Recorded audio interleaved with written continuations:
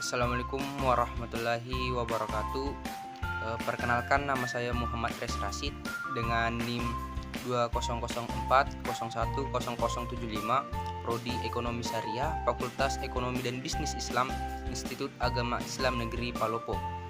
Jadi pada kesempatan kali ini saya ingin menjelaskan sedikit mengenai hak atas kekayaan intelektual atau hak kekayaan intelektual.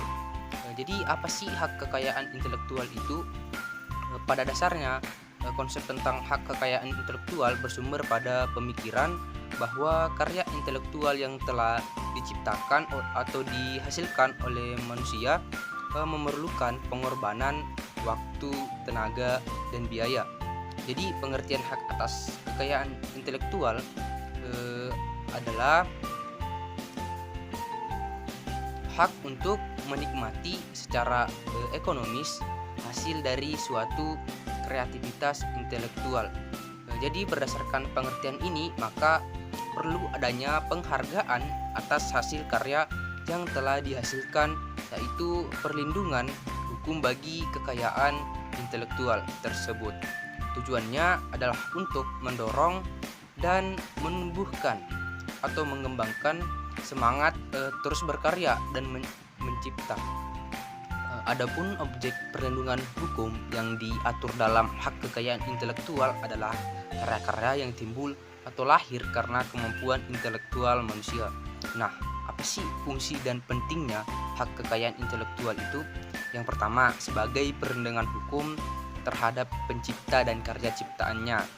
Yang kedua, sebagai bentuk antisipasi pelanggaran hak kekayaan intelektual. Kemudian yang ketiga adalah meningkatkan kompetisi dan memperluas pangsa pasar. Dan yang terakhir adalah memiliki hak monopoli. Nah, apa sih yang termasuk dalam hak kekayaan intelektual itu? Yang pertama yaitu hak merek. Hak merek merupakan bentuk perlindungan hak kekayaan intelektual yang memberikan hak eksklusif bagi pemilik merek terdaftar untuk menggunakan sendiri merek tersebut dalam perdagangan barang dan jasa, atau mengizinkan orang lain menggunakan merek tersebut melalui sebuah lisensi. Hak merek diatur dalam Undang-Undang Nomor 20 Tahun 2016 tentang merek dan indikasi geografis. Undang-undang ini dibuat untuk menjaga persaingan usaha yang sehat, berkeadilan, perlindungan konsumen, serta perlindungan untuk usaha mikro, kecil, dan menengah. Kemudian yang kedua adalah hak paten.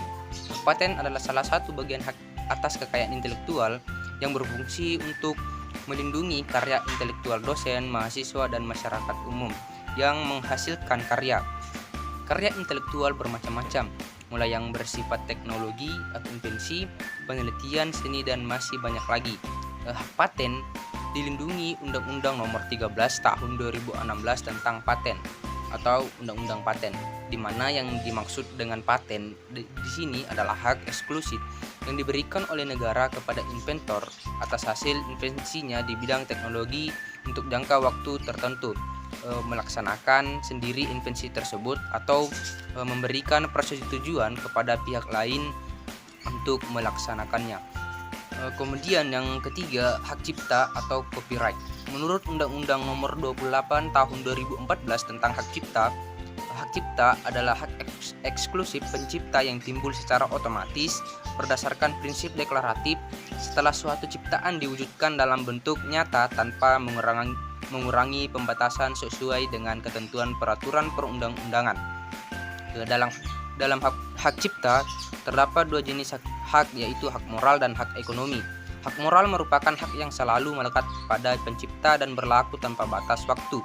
Sedangkan hak ekonomi adalah hak yang dapat dialihkan dan masa berlakunya berbeda-beda tergantung dari jenis ciptaan.